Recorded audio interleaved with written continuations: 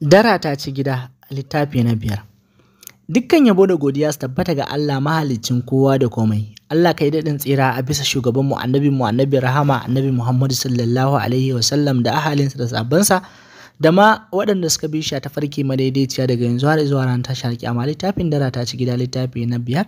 A littafin da ya gabata mun dakata ne daidai inda ni kam na tafi goma ma in shiga daji, namomin daji su cinye ni da in zauna a nan wajen tun da ke kika kawo mu. Duk lokacin da kika ga dama ki biyo ni. Da gudu ta yi waje, sai dai kan tana zuwa wajen bishiyoyin nan ta ji kafanta ma ya ƙi ƙara gaba ya ƙi ƙara baya. Duk yanda ta so tafiya ta kasa motsawa daga inda take tsaye kamar ma an saka mata gum. Haka da ji kafanta ya kama ya dam. A littafin da ya gabata a wurin ne muka dakata. Ruqayyat Ibrahim ga wata ita ce marubuciyar labarin wanda ni Sadiq Namiji wannan ke karanto muku shi. A madadin karatuna na ce na sadaukar da shi kacokam ɗin shi ga al'ummar jihar Kano baki ɗaya. Wayyo Allah, ba fa iya mutanen Kano kaɗai nake nufi ba. Wato duk wani ɗa ko wata ƴa da take ƴar Kano ko a ina take. To, sadaukarwa a gare ku. Wannan labarin gajeren labari ne ta ƙirƙiro, don haka ne na sadaukar muku. Assalamu alaikum, matar gidan ta fita tare da ɗage yalolin labulen ɗakin da yake koɗe ya dawo fari fat saboda daɗewar da yi kuma ma yana kallon rana duk ma da haka fes yake ba halaman datti. Wa alaikum salam suka amsa tare. Suwaiba ta miƙe zaune daga kishin gidan da ta yi. Sannunku, matar gidan ta faɗa tana ijiye musu ruwan sha a cikin kwanon sha. Sannu da ƙoƙari, Khadija ta faɗa fuskanta ɗauke da murmushi sai dai kan tana yi wa matar kallon tausayi. Tsaf ta gane kallon tausayi take mata. Ta yi gum murmushi don ita ma tausayin 'yan matan take yi. Khadija ta ɗauki kwanon ruwa ta yi bismillah ta kafa kai ta kwankwaɗa kusan rabin kwanon kafin ta ije. Soyayya kuwa kallon mamaki take wa Khadija, fuskanta ya matsa kamar ma za ta yi amai. Khadija ta tura mata ruwan gabanta don ma ta sha don ma ba ƙaramin gajiya da yunwa tare da kishin ruwa suka kwaso ba. Wa, rufa min asiri. Soyayya ta faɗa tana tura ruwan kamar ma za ta zubar. In sha ruwan nan yau ai sai kwanan asibiti, don Allah ya kuke iya rayuwa da wannan ruwan, ko dabbobi bai kamata ma su sha wannan ruwan ba. Soyayya ta faɗa cikin izgilanci. Khadija da ranta ya gama ɓaci ta ce, haba Soyayya wannan wani irin wulaƙanci ne, in ba za ki sha ba sai kin mata wulaƙanci, bayan da rayuwa fa baya juyawa fa. Matar gidan da idanuwanta ya cika tab da hawaye amma har zuwa yanzu lokacin murmushi ne ma a kwance akan fuskarta ta ce, barta, rayuwa ne yadda kika ganni kafin in faɗa wannan ƙaddarar rayuwar. Roba ma ba kowanne nake iya sha ba sai wanda na yarda da shi. Hatta fiya wata ban taɓa sha ba sai ƙaddara da rayuwa suka kawo ni wannan matsayin da nake rayuwa kamar dabba. Ke dabbar ma ta fi ni ‘yanci. Fata na kar ɗaya daga cikinku ta shiga halin da nake ciki don ma na ga halaman hakan.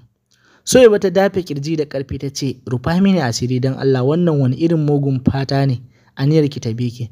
Yanzu nan za mu bar nan wajen da ƙafafuwanmu yadda muka shigo da su. Yanda kuka zo da ƙafafuwanku haka ni ma na yi tattaki da ƙafata na zo, sai aka yi rashin sa'a. Nawa ƙafafuwan nawa suka kasa yin nasarar mayar da ni gida. In short, ko ƙofar gidan nan ƙafafuwa na ba sa da ikon kai ni. Rayuwa kenan. A cikin gida nake shekara da shekaru a cikin gidan na har ma na haifi yara guda 6 wanda ni kaina ban san matsayinsu ba. Kamar inda ban san ma inda yake kwashe su ya kai mini su ba. Ta saka bayan hannuwa ta share fuskanta amma abin mamaki har yanzu dai murmushi ne kwance akan fuskarta da halama ma hasalinta ma mai fara'a ce. Duk da baƙin ciki da damuwa sun gama bayyana akan fuskarta zuwa cikin ƙwayar idanuwanta. Amma a hakan kana kallon murmushi. Khadija da ta yi mutuwar zaune ta fara karanto inna lillahi wa inna ilaihi raji'un. Na shiga uku ne Khadija. Dama ban so zuwa ba, kika takura mini Suwaiba. Tun farko hankalina bai kwanta da zuwa ba. Hasali ma ban taɓa yadda da malamai ba. Hankalina bai taɓa kwanciya da su ba. Amma da ke ina tare da ƙawaye irinku wanda burinku ku jefa mutum cikin halaka, kuka saka ni hali irin naku, sai da yadda kika yi. Kika cusa mini ra'ayin biye-biyen malamai duk ƙoƙarin da iyayena suke yi akan tarbiyyana.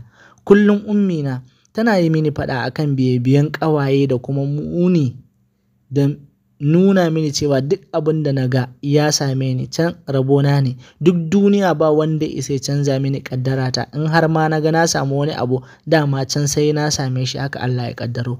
Amma kika dage kullum baki da aiki sai nuna mini cewa malamai suna aiki sosai, burinki ki cusa mini ra'ayinsu, Allah ya isa tsakanina da ke. Ta karshe magana cikin shishshekar kuka, hankalinta a mugun tashi. Duk da hankalin Suwaiba a tashe yake, ta tsorata sai dai kan koɗar bata ji ba. Za ta iya rayuwa babu taimakon malamai, bata ji za ta iya ba. Ta yarda da su 100%, duk abin da za ta yi sai ta je an yi mata bincike a kai, kuma duk abin da aka gaya mata yana zama gaskiya. Don me za ta bar su? Gaskiya malamai su rufa mata asiri ba kaɗan ba, kuma sun biya mata bukata. Abin da za ta yi shine za ta riƙe malamai, za ta duba wanda ya kamata ta riƙe malami guda ɗaya wanda ta yadda da shi, ta yadda da zancen shi. Barin malamai ma ai bai taso ba, ya za ta yi da asirin da ta yi wa mijinta ya aure ta, in har ma ba ta zuwa ana renewing mata aiki. Ta san cewa asiri abu ne mai wa'adi, komai kyan malami in ma ya yi aiki sai an samu ranar da ya karye, don haka mata take zarayen zuwa don ma a dinga bibiyar aikin nata ana ƙara mishi tasiri. Tana gama dogon tunani ta ce mu je, tare da figin gyalenta ta fige shi ta yi waje. Kai tsaye ta nufi wajen malamin, kai tsaye ta kutsa kai ciki don sanin cewa ba a sallama in an tashi shiga. Sai dai abin da ta gani ya yi matuƙar ɗaga mata hankali, duk fitsara irin na Suwaiba sai ga ta nan zube a ƙasa tana mayar da numfashi, ido a waje. Ƙoƙarinta ta tashi ta fita, bokan nasu ya dakatar da ita da busasshiya kuma da shashiyar muryar shi, ina za ki je? Zo, zauna a wajen. Haka ta ci gaba da zama, jikinta na karkarwa kamar mazari. Duk yadda ta so daina kallon su ta kasa, ko da ma ta mayar da kanta ƙasa, tsincen kanta ta yi da son ƙara kallon wannan abin mamaki. Alhajin ɗazu mai babban mota ne tare da boka a ɗaki. Alhajin ya cire babbar rigan shi ya ijiye akan wani buzu, rigan saman ya tattara ta ya riƙe a hammata. Akan gwiwowin shi yake durƙushe, ya dafa ƙasa da hannayen shi duka biyu. Kasancewar boka ba shi da wani tsayi, yayi da ya sauke wandon shi kuma ƙasa. Boka ne a bayan shi yana saduwa da shi ta duburan shi. Hannayen boka riƙe da abubuwan nashi yana murzawa, yayin da Alhaji ke wani irin kuka kamar ma kukan jaki. Idanuwan shi a rufe sai haɗa zufa yake. Sanda ma suka kwashe mintuna 10 zuwa sama da haka a wannan yanayi, kafin bokan ya fara wani irin gurnani kamar zaki yana buga bango da duka hannayen shi biyu. Can yayi wani ihu, halaman ya kawo. Warwas ya zube a ƙasa kusa da Suwaiba. Ihu Suwaiba ta saka tare da miƙewa don guduwa, tana fita bakin kofa ta ji kamar ma an janyo ta an yi wurgi da ita. Sai ganinta ta yi a tsakiyar ɗaki. Abin da ya ƙara ba wa Suwaiba tsoro ya hargitsa ta, bai wuce irin ihu da bokan ke yi ba, sai kuma ganin jikin bokan bayan ya faɗi ƙasa. Gaba ɗaya jikin shi gargasa ne mai kauri, baƙi ƙirin kuma mai tsayi. Za a iya haɗa shi ma da gashin biya. Ba tsoro ko kunya, alhajin nan ya miƙe tsaye, ya saka hannuwa ya kwaso spam ɗin da ya fito daga duburarsa, kakkaura kamar kunu fari sol, sai uban warin da yake kamar ma fasa gurbin kwai. Gaba ɗaya ɗakin ya mamaye da wannan ƙazantaccen warin mai tayar da zuciya. Wani ƙaramin roba ya ɗauka kusa da babbar rigan shi, ya juye wannan ƙazantar da ke hannun shi, ya ɗauki hand towel mai ƙamshi ya share hannun shi. Duk abin da yake yi ba shi da wando, bai suturta jikin shi ba. Sai da ya gama abin da yake yi kafin nan ya ɗauko hand towel ɗin nan ɗazun, ya goge ƙazantar da ke jikin shi, ya ja gajeren wandon jikin shi ya saka ta tare da janyo wando tsadadden farin shaddar da ke jikin shi ya mayar, ya ɗauke ta ya gyara ta zugen. Ya ɗauko babbar rigan shi ya mayar. Suwaiba da har yanzu ma jikinta ma rawa yake, shi take kallo kamar ma sabon warkewa a makanta, yayin da shi kuma ya yi kamar ma bai san ma da wani halitta a cikin ɗakin ba, sai ma sabgogin gaban shi da yake faman yi. Suka da idanuwa da shi, ya bunka mata harara. Turare ya ɗauko daga cikin wani briefcase ya feshe jikin shi, take kamshi mai daɗi ya baɗe cikin ɗakin, har ma kamshin ya rinjayi warin. Ya share fuskan shi da wani irin farin hankicif, ya mayar da hulan shi, take ya dawo fes da shi mutum mai kamala sak akan fuska. Boka ya miƙe ya fuskanci Suwaiba, ya kama bananar shi ya girgiza, ruwa ya zubo kamar ma fitsari. Ya ɗauki bantan da ke jikin shi ɗazun ya mayar tare da komawa wajen zaman shi ya je ya zauna. kwalban da ya zuba ƙazantar ya miƙa wa boka. Yana karɓa ya ɗauko wani kwalba irin wancan da abu irin na cikin wancan, ya haɗa a hannun hagun shi ya saka a tafin hannuwa, ya ɗaga sama ya fara wasu irin maganganu kamar ma mai yin yaren China. Bayan kamar mintuna 12 zuwa 13 ya bayyana ɓat, robobin nan suka ɓace daga hannun shi dukkaninsu. Alhaji an gama, in don wannan ne an bar zancen kamar ma bai taɓa faruwa ba. Ba wanda zai kuma tayar da zancen har abadi. Zancen wannan estate ɗin marayun Abuja nan ma an kashe, ya zama naka, ba wanda zai ƙara zancen. Nan ba da jimawa ba za ka zama mafi kusanci da shugaban ƙasa, duk abin da zai yi sai dai ya yi shawara da kai. Kowa zai dinga shakkar ka a bila, kowa zai dinga jin tsoronka. Ya je ka ga duniya ka same ta, ka riga yi ka same ta. Duk yadda kake so haka za ka ke yi a gidan shugaban ƙasa. Ita ma duniyar ta same ka, tunda ita ka zaɓa, ga duniya nan. Amma fa kar ka manta, in ka zaɓi duniya za ka same shi, amma za ka yi bye da lahira. Don ma haka baka isa ka ce kana son su duka ba kuma ka same su ƙarfi da yaji. Ka ɓata, ka zama ɓatacce, sai ka jira sakamakonka a wajen Allah, a gidan da baka da mai taimakonka a lokacin. Kowa ta kai kawai yake, je ka riga ka samu duniya. Dariya Alhajin ya ce, ranka ya daɗe, ai mun wuce wannan zancen, kullum sai ka faɗa mini. Bayan tun ran da na saka siyasa a gabana, ni na yi fatali da lahira, na zube duniyar kawai ita ce a gabata. Boka ya ƙyalƙyale da dariya, ya yi nisa tare da cewa, to ni nake maka ina yi maka tuni ne don ma ka amsa da bakinka, don kar mu je lahira ka nemi ɗaura mini laifi. Gara ma ka amsa da bakinka, don ni ma in na je in samu shaida ƙwaƙƙwara. Hakan ya sa ma duk customers ɗina nake ƙoƙarin gaya musu ni ne direba, ku ne passengers ɗina. So nake mu yawa a wuta, don ma na san cewa tilas in shiga jahannama, wa iyazu billah. Allah ka ba mu ikon fin ƙarfin zuciyarmu. Alhaji ya ce, ja mu je direba, ja mu da kyau, Allah ya ba mu duniyar mu fantama a cikinta, don ma aljanna na mai rabo ne. Kar ma mu je can ma ba mu same ta ba, nan ma kuma ba mu samu ba. Don haka ma na zaɓi duniyar da nake ciki, tunda dai ban san ma me zai faru a can ba. Abin da na yarda da shi shine duk abin da ya faru da kai dama can sai ya faru. In har ma aljannan nan rabona ne ko rabonku ne, to sai ka gan mu da ni da kai duka a ciki. Duk abin da muka aikata ko sai dai lokacin mutuwar mu ma ya doso. Allah dai ba mu ikon tuba. Ka ga mun fantama a cikin gida, mun fantama a duniya, kuma za mu fantama a aljanna. A'a, bar yaudaran kanka. Boka ya faɗa da ƙarfi. Ka isa ka ce za ka shiga aljanna bayan ma duk abin da ka aikata, haba malam. Ashe ka ci bonus kenan. Wutan nan sai fa mun shige ta. Na tabbata kana kusa da ni, don ma tun da nake aikin nan ban taɓa ganin hatsabibi irin ka ba. Muna nan daram a jahannama, don na san tilas wuta za mu ci. Yasa nake neman wanda ma za mu tafi tare, don an ce mutuwar yawa, ka gane. Ku zo mu tafi wuta. Wuta ya samu makamashi. Alhaji ya ce, Allah ya yafe mana, ni kam dai ina saka ran shirya kafin nan in mutu. Kuɗi ya fitar daga briefcase ya ce miliyan, ya ijiye wa boka, ya ce a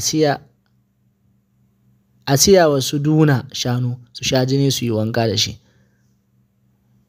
Bari yi sauri in tafi, don ma private jet ɗina ya samu matsala.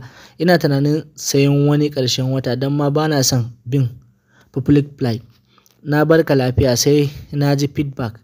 Ya yi gaba ba tare da ya ji mai bokan zai faɗa ba. Ko kallon gefen da sai ban ke zaune ma bai yi ba, har ma jikin takarkarwa yake yi. Lafiya? Ya tambaye ta, yana dawowa da jajayen idanuwan shakanta. Dama so nake mu tafi kar dare yayi. Kyalkyalewa ya da dariya kusan na minti 5 ya ɗauka kafin ya yi shiru. Gida fa kika ce? Nan ba gida ba ne? Ko da yake je ki, ina zuwa, bari man haɗa muku magunguna in shigo muku da shi. A'a, ka bar su kawai, mun fasa, za mu tafi. In ya so nan gaba sai ma mu dawo mu amsa. Zaro ido ya kafin ya ce, ban gane kun fasa ba. Duniyar ne kuka haƙura da shi ko me? Mun haƙura da duniyar, mun zaɓi lahira kawai dai, tunda dai ka ce zaɓe kake ba mutane. Mun haƙura da duniyar, don Allah a bar mu tafi. Yayi murmushi ya ce, ke kuma daga ganin ɗan ƙaramin abun nan har ma kin tsorata da duniyar kin fasa son shi. Lallai baki cika mai son duniya ba. Sai dai kan nayi rashin sa'a. Duniya tana son ku da ƙyar ta bar ku. Ya kenan? Ko da shike ma ku kuka yi rashin sa'a. Ba ni nayi ba. Saboda haka duniya tana son ku kuma da ƙyar ta bar ku. Yanzu ya za mu yi? Take Suwaiba ta fara zubar da hawaye da take ƙoƙarin dannewa. Wani irin tsoro da nadama ne ya ziyarci zuciyarta, sam ta kasa gane me mutumin nan yake nufi da maganganun shi. Sai yanzu ma ta dinga tunawa. Tashi ki shiga ciki, ki je ki jira ni gani nan zuwa. Hanyar tafiya ta yi sai kuma ma ta tuna da Khadija da ke ciki. Shawara ta fara yi, shin ta shiga ta kira ta su gudu tare ne ko ta tafi abunta ta bar ta. Take zuciyarta ya bata akan ta yi tafiyarta, in ya so daga baya za su zo su ɗauki Khadija in har ma bata dawo ba. Tana wuce wasu bishiyoyin nan ta ji guguwa mai ƙarfi ya fara kaɗawa, ji ta yi an yi sama da ita, take idanuwan da suka rufe ta daina ganin na wucin gadi. Cikin daƙiƙu kaɗan ta ji an yi watsi da ita, sai da ta ɗibi lokaci kafin ta dawo hankalinta. A tsakiyar gidan boka ta tsinci kanta, turƙa shi. Wannan episode ɗin baya kenan da ba mu yi ba. Saboda haka mu koma ɓangaren Khadija. Hankalin Khadija ya kai ƙololuwan tashi, kasancewar ta ma'abociyar ibada, ta tsinci kanta da karanto addu'o'i tana sake karantawa. Wannan ta karanto shi, ta kamo wancan, ta kama wannan. A hankali ta fara jin kafar nata yana sakewa, har ma tana jin za ta iya tafiya. Bismillah ta yi tare da ɗaga ƙafarta. Cikin ikon Allah da yardan shi ta ji ta ɗaga ƙafar nata cikin sassarfa, ta fara tafiya tana haɗawa da gudu-gudu. Sai da ta yi nisa kafin nan ta fasa da gudu-gudu, take tana waiwayen bayanta don maganin ba wanda ma ke binta a baya. Har ta daina hangen gidan boka kafin nan da ta samu natsuwa, har ma zuwa yanzu addu'a bai bar fatan bakinta ba. Yi take tana ƙarawa har ta isa gindin wani babban bishiyar kuka, ta ƙarasa wajen inuwar a matuƙar gaje, ta zauna dirsan a ƙasa. Ta baza ƙafafuwanta tana zubar da hawaye masu zafi. Hannu ta ɗaga sama ta fara kiran sunan Allah, ta fara yi masa kirari da kyawawan sunayensa, har ma ta kai ƙarshe. Daga nan ne ta ce, ya Allah na tuba, ka yafe mini. Na butulce maka, na bi son zuciyata da zugar ƙawaye na, kuma na nuna cewa wani ɗan adam zai iya bani abin da nake so, bayan har cikin raina na san yaudaran kaina nake. Ya Allah ka yafe mini, ba don mugun halina ba, sai don bauta maka da nake. Kai ne Allah, kai ne mai bayarwa da hanawa. Tun lokacin da na saka son zuciya a cikin al'amurana, ban taɓa samun natsuwa ba a cikin raina. Na san cewa abin da nake ba daidai ba ne, amma da yake ina tare da mugayen ƙawaye, tare da mugun tsoka a cikin jikina wato zuciya, shi yasa na kasa natsuwa in dogara da kai kaɗai. Allah ka yafe mini, na tuba, na bi ka, ba zan sake yin duk wani abun da na san ka haramta min ba. Hawaye yana wanke mata fuska, zuwa lokacin ta shafa tare da share hawayen fuskarta. Bata wuce mintuna 10 a waje ba, ta miƙe tare da ci gaba da tafiya. Zuwa lokacin ta daina gudu don maganin ta tsira, don tafiyar da ta yi a ƙiyasin wanda ya kawo su ciki, za ta iya cewa ta kusa isa bakin titi. Tun da ta fara tafiya ba ta yi kwana ko sau ɗaya ba. Hanyar da take kai kawai take bi, duk da babu wani hanyar bayan shi. Istighfari take yi a cikin zuciyarta. Tun da ta fara tafiya ba ta hangi ko akuya a hanyar ba, daga kukan tsuntsaye sai kukan ƙwari da kwaɗuna a gefe, wanda ma ba za ta ce ga inda ma suke fitowa ba, don duk ganinta babu halaman waje mai danshi a saninta, kuma ana samun kwaɗuna ne a gefen da suke da ruwa. Gaba ɗaya ƙiyayen wajen babu komai, da yake wurin ƙiyayyakin wuraren duka busassu ne. Ta yi tafiya mai nisa sosai, fiye da wanda ma suke lokacin shigowa. Ta fara hangen wani gida, murna ya kama ta, take ta ji gajiyarta ya ragu, ta ƙara sauri tana hamdala. Sanda ma ta isa gindin gidan sai bata ga ƙofa ba, take ta fara zaga gidan don neman ƙofar shi. Tana isa bakin ƙofar gidan ta hangi wani katoton bishiya, an jingine mashin a bishiyar. Alhamdulillah, ta ƙara faɗa da ƙarfi, wannan mashin ɗin da shi za a kai ni har gida ko bakin titi. Cikin gidan ta shiga, bakinta ɗauke da sallama. Jin gidan tsid ya sa ta ƙara murya tana kwaɗa sallama da ƙarfi. Wa alaikumus salam, ta ji an faɗa, yayin da wacce ta amsa sallama ta fito daga ɗaki. Mutuwar tsaye Khadija ta yi yayin da ta ga matar boka ta fito daga ɗaki. Zara idanuwa waje ta yi cikin tsananin tashin hankali ta nuna ta da yatsa ta ce ba ke ce matar boka ba. Matar ta sauke ajiyar zuciya ba tare da ta amsa ba.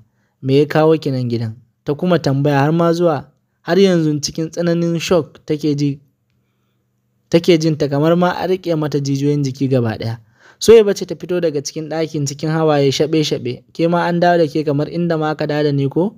Tambayar da Suwaiba ta jefa mata kenan. Sai a lokacin Khadija ta gane cewar gidan dai da ta bari aka kuma dawo da ita bayan doguwar tafiya da ta yi mai tsawo. To ya aka yi hakan? Ita dai ta san cewa tun da ta bar gidan ba ta yi kwana ko ta bi wani hanya ba, tafiya take direct. Ya za a ce ta kuma dawowa gidan da ta bari?